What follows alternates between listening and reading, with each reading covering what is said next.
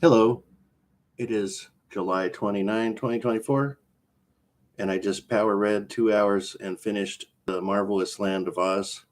This is not The Wizard of Oz, it's the second book in the collection. And if you're not familiar, this is the box set, or a box set. They have a few of them, but this one's quite beautiful. And it is called The Wizard of Oz Collection, L. Frank Baum. And if you're not familiar, there's a whole bunch of books, and I'm on book 2. And there's 1, 2, 3, 4, 5, 6, 7, 8, 9, 10, 11, 12, 13, 14. There's 15 books. So I just completed the second one. I've read 2 of 15. And it's interesting how pop culture influences your enjoyment of a book, because everyone's seen the movie, of course. And then I read the first book and I liked it a lot. And there was a few differences that were notable. You can see my previous review in my live section. This book is freaking weird, and I don't know what to think of it, quite honestly. It is a children's book, or at least it's supposed to be, and it's magical, I guess. I had not looked up before that some people thought that the original Wizard of Oz book was an analogy for drugs because there's poppies all over the place. But there's a lot more drug references in here that I caught that creeped me out. And I'll get into that later. But the first thing that you're probably going to enjoy is this guy, who's like an animated pumpkin head guy. Now, is he going to supplant Jack Skellington or the Headless Horseman? No. Are you going to put him on the pedestal with those guys as a equal? Probably not. Maybe approaching. Probably not even that. I mean, it depends on how much you like children's books, I suppose. He's a real likable character because, just look at him. He's cute. There's also a sawhorse that's animated that's quite interesting. I liked him as a character. So there's some nice characters in here. The things I didn't like is the story was so sporadic. It seemed a lot more jumbled than the original, and again, more references to having a war. And the parts I really didn't like was that there was magical powder that turned inanimate objects into living beings, and it just seemed like somebody was taking cocaine or something. And then the other part was there was magical pills.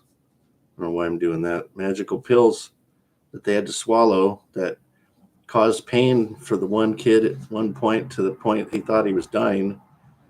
And I don't remember what they were supposed to accomplish, but it didn't seem like they did all that much. I'm sitting here going, it's a children's book, and they're using magical powder and magical pills, and it just struck me as weird.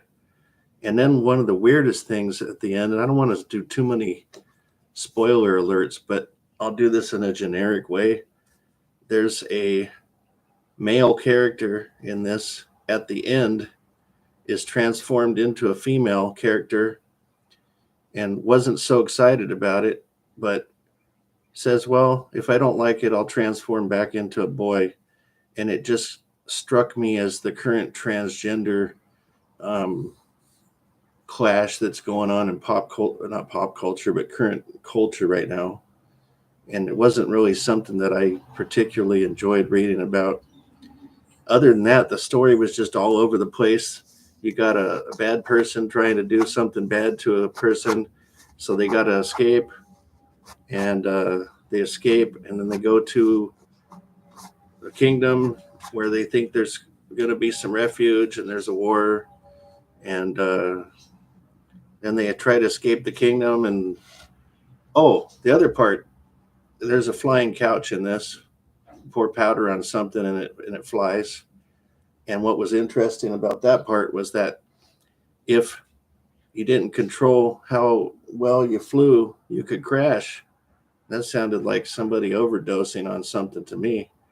There was one other statement in here that caught me. It was kind of like the Einstein statement that um, creativity is more important than knowledge, but it said something akin to the weird people are the only ones that matter, that the regular people are like leaves on a tree, they dry up and die, and nobody really notices.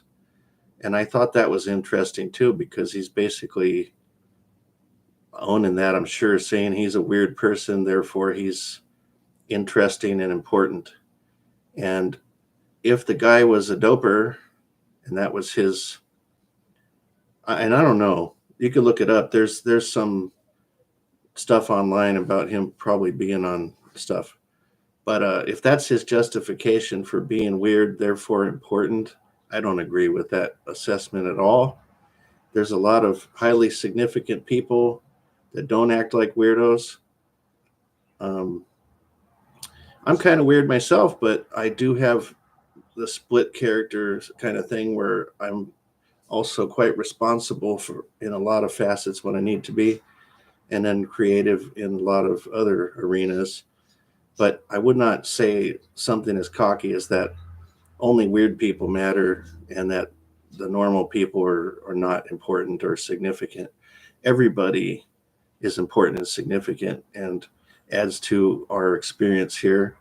And if you had only weird people, I don't think I'd like it very much. I think you need a lot of regular people to balance out the weird and kind of create a more diverse kind of situation. And I think just in general, diversity is good for everyone. It seems to me like if you even take that a step further, there are portions of the United States that are not very diverse, and they're like afraid of a little bit of diversity because they don't have any. Whereas you go to states like California and New York that already have a lot of diversity, the people that are there appreciate it and enjoy it. So yeah, I don't think you can say that one group of persons is better than another group of persons or more important than another group of persons. I don't agree with that philosophy. And in general, this was just a weird book, which has kind of got me a little bit disheartened because I was excited about reading this box set, and I'm going to because I bought it, but I might take a little bit of more time before I jump on to book 3. And book 3 is called, what is it called? Ozma of Oz, I think. I could be wrong. I'll have to check the online and see what the order of the books was. But for now, I'm done with The Marvelous Land of Oz and The Wonderful Wizard of Oz. And The Wonderful Wizard of Oz I enjoyed immensely more than the second one. And like I say, I don't know how much of that is attributed to the fact that everybody knows the movie and loves it, or if it just got weirder as it went. So we'll see what book 3 does.